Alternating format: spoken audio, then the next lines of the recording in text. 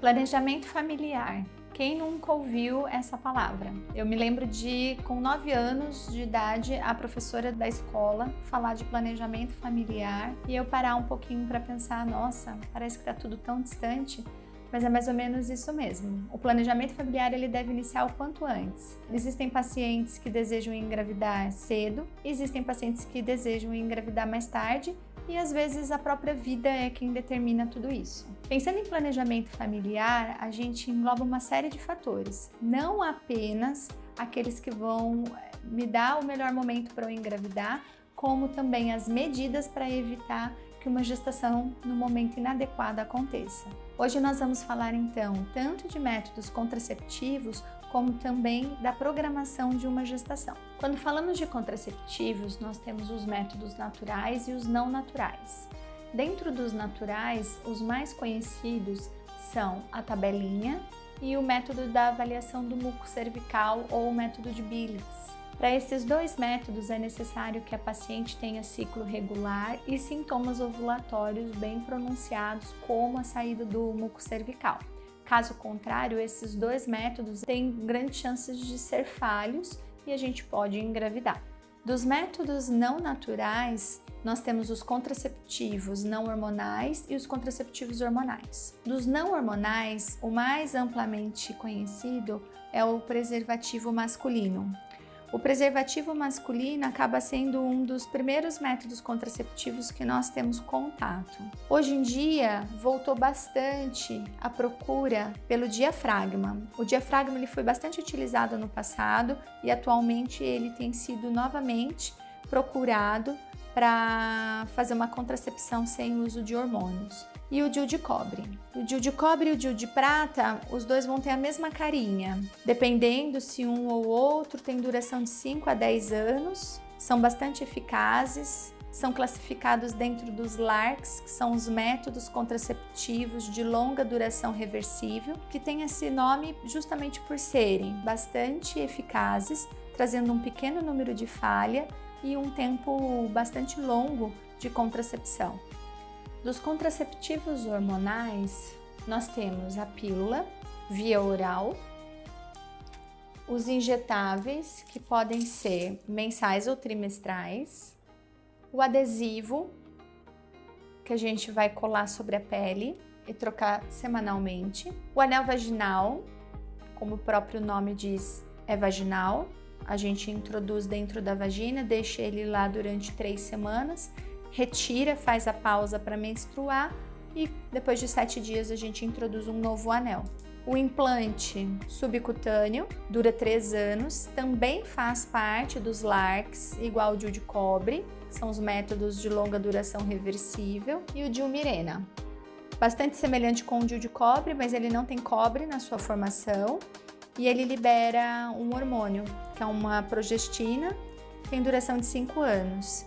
Junto do implante, junto do DIU de cobre, também dentro do grupo dos LARCs. E qual o método que eu devo escolher? Isso vai depender de uma série de fatores, a existência ou não de algumas doenças, a sua preferência e o quanto você deseja não engravidar. Assim como existem diferentes tipos de métodos, existem também diferentes taxas de falhas. E com certeza o melhor profissional para te orientar nessa escolha é o ginecologista.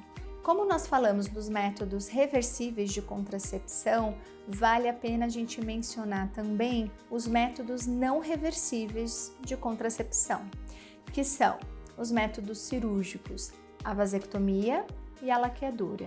O casal deve estar bastante seguro em relação à tomada da decisão dos métodos definitivos, pois uma vez realizados, a chance de reversão é muito pequena.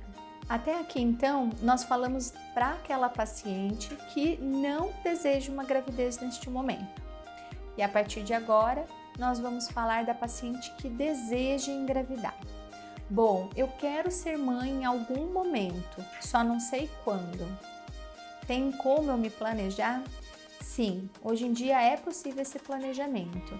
É interessante que a gente esboce mais ou menos qual é o planejamento. Se eu pretendo engravidar antes dos 30, antes dos 35, antes dos 40. Às vezes eu recebo paciente aqui com 45 anos que não parou para pensar quando que gostaria de fazer esse preparo, a pausa para engravidar. Lembrando também que nós podemos ter intercorrências ao longo da vida, alguma doença, um câncer que pode vir de surpresa e atrapalhar esse planejamento familiar. Tudo isso sem levar em consideração que nós podemos ter alguma intercorrência ao longo da vida que faça com que a gente mude os planos.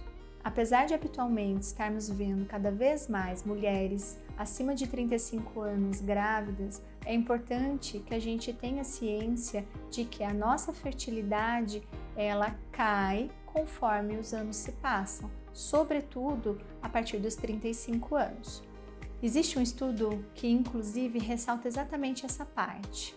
Ele traz que cientificamente, embora esteja muito bem demonstrado esse declínio da fertilidade a partir dos 35 anos, as mulheres elas não têm real ciência, real noção da severidade que isso é, porque elas acabam depositando muita esperança em cima dos tratamentos existentes para engravidar.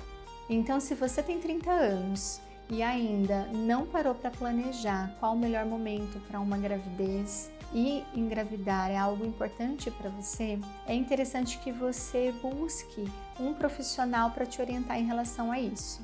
Hoje em dia é possível preservar a nossa fertilidade e isso é feito através do congelamento de óvulos.